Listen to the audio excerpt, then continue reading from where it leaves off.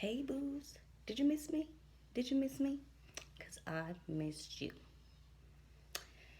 Today is the day that I've been dreading. But it's here and it's my story time. From the title, you can see from corporate America to welfare.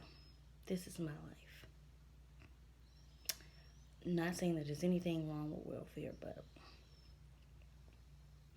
when you're used to working and, having an income, going to welfare, which is nothing.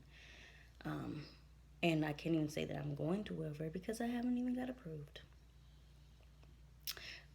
But I am going to tell you how this all came about. And I'm going to try not to get emotional because this is still a new situation that I am dealing with and I am going through. So let me jump right in. So first of all, I'll give you a little background. When I say corporate America, I will not name the place that I work because I don't want to bash and I don't want to have any legal issues or anything.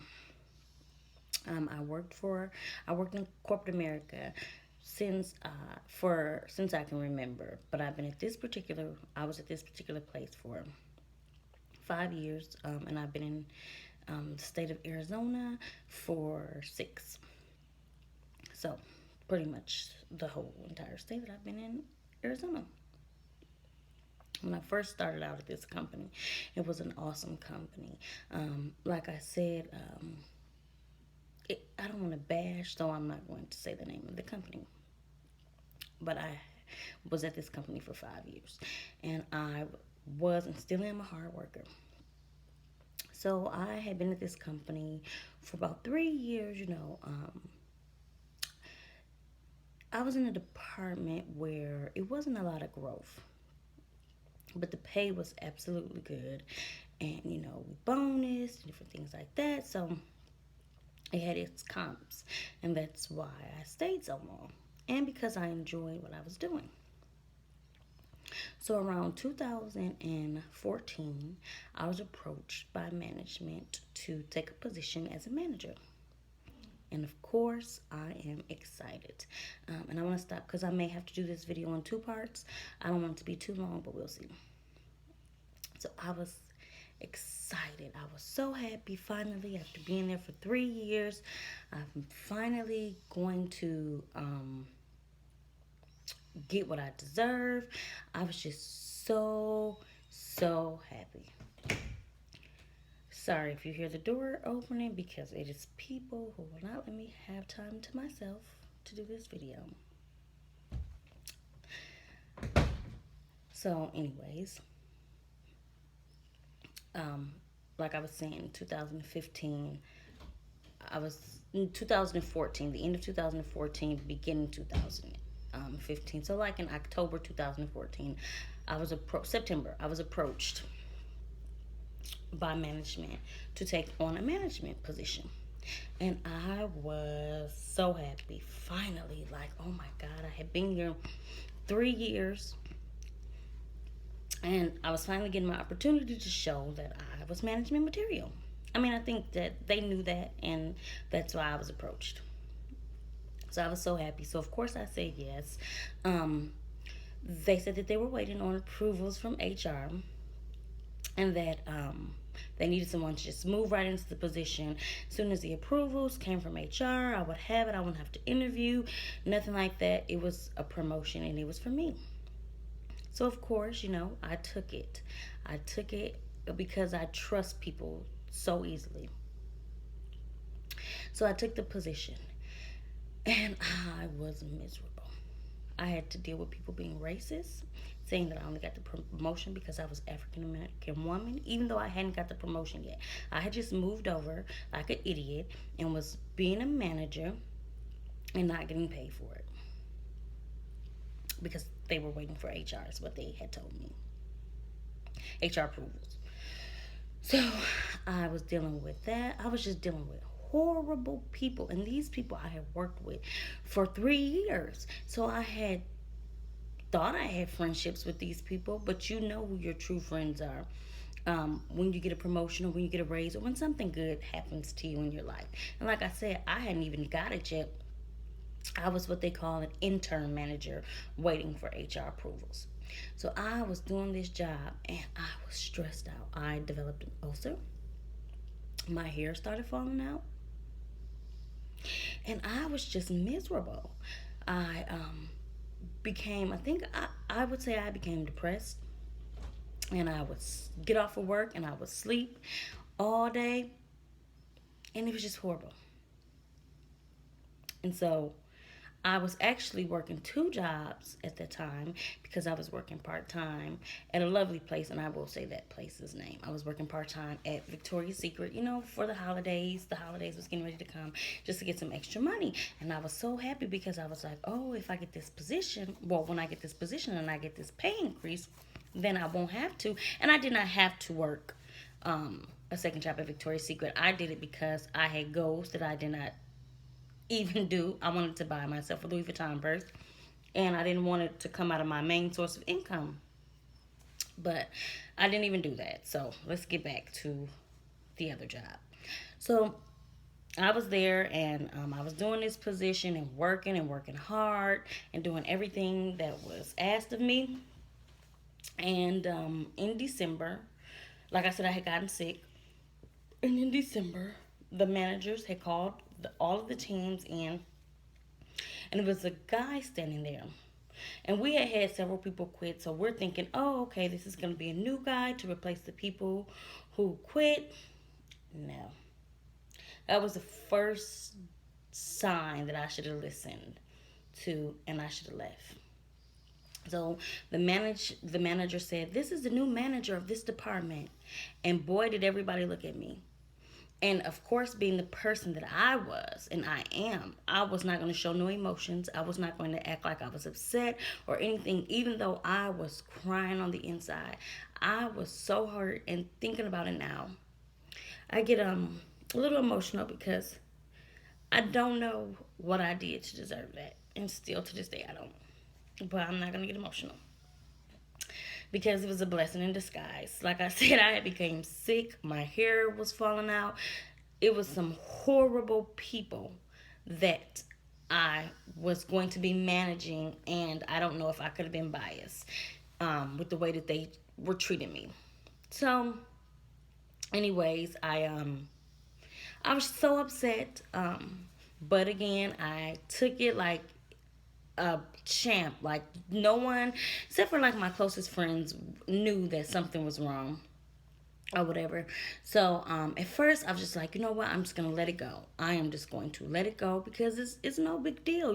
I really didn't want the position anymore anyway, but you could have come to me and told me that you were going to give it to somebody else. And then to deal with, and I know that this is petty, to deal with people like, oh, laughing, oh, she didn't get it, whatever, you acted and you did all of that to not get the position. Which, that was okay, that wasn't bad. I could deal with that. The part that I couldn't deal with was I wanted to know why. So, of course, at the company, they have these, HR outlets where you can go to, and you can just, if you have a complaint or anything, you can, contact HR. So that's what I did. And I think that is when I put a target on my back. And if I could go back, I think I would have just left. Because I think that was my first sign where I should have listened. And if you haven't listened to that, if you haven't seen that video, go and listen. Go and look at the video, listen. So I called HR, and HR got back to me, and they told me that the management had said it was either promote one or lay one off. So the other person got promoted, and I didn't get laid off. He didn't get laid off. He got to keep his job or whatever. So I was okay. Because, like I said, I was sick, and all of this different stuff was happening to me from taking this position. So I went back into another role, and I reported to a different manager, and I was fine. I was okay with what happened. I just started back doing my new work, and I liked my new team. I liked my new manager, and it was awesome. And the management apologized, even though I should have got more than an apology, but whatever. The management apologized, And I was okay with that. I was fine. I was so fine because, like I said, I don't know that I could have been biased with what those people were putting me through. And because I was younger, it was just horrible. Anyways, so the next year, 2015 came, and I was doing good. Management was praising me, and this manager came into our office or whatever and had a side by side with me, and I kind of knew something was up because I'm like, not with everybody. And it was kind of like, what I had done for the company, what I had accomplished, not necessarily wanting to know what I did, but what I had achieved and my awards and different things like that. And that was the worst. That was an awesome fake person. That person was the fakest person to this day. I try not to have a grudge against that person, but they are a horrible person and they should know it. So I didn't think nothing of it. And my manager, he was on vacation. So then he came back and he was like, "Oh my God, an opportunity opened up. It's better than the management position. You're gonna get a raise. You're gonna get all this stuff. Let me have the person explain to you what the job is. They really want you. They came and met with you, and I kind of knew that."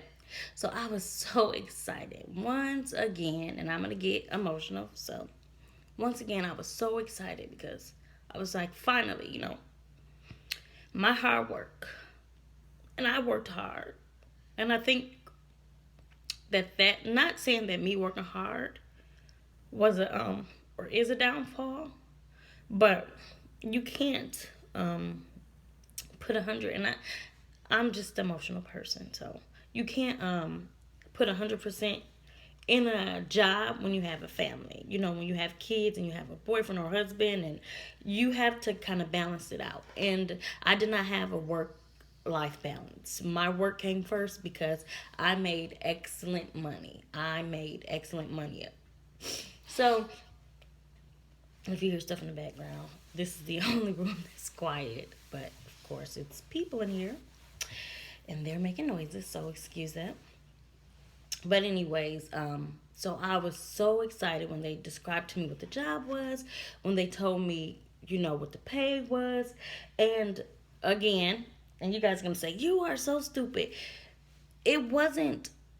It was not normal for you to move over in a position and have to wait for HR.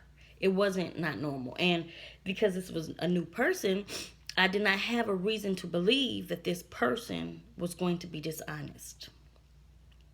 So I moved over into the position, and I'm working so hard. Now, prior to this, my direct managers had been men. And I'm going to do another video on women management. They had been men, and I hadn't had to deal with anything. Like, I hadn't had to deal with favoritism. I hadn't had to deal with nothing. My new manager was a woman. And boy, did she give me hell. I try not to hold a grudge, which is very, very hard for me not to.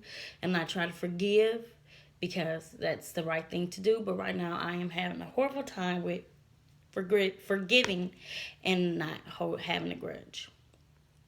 So anyways, I moved over and I was just working so hard, and she was saying how good I was doing and everything, and that, within 2 weeks we were supposed to have these pay increases and these new titles and all of this stuff that we were promised. So 2 weeks had went by and nothing had happened. So we were kind of figuring like, okay, because it was in August, getting ready to be like the end of the year. So we're like, okay, maybe at the beginning of the year. We're not going to trip about it because, we had no reason to believe that people were going to be dishonest. So anyway, we're doing our job. We're doing what's asked. We're going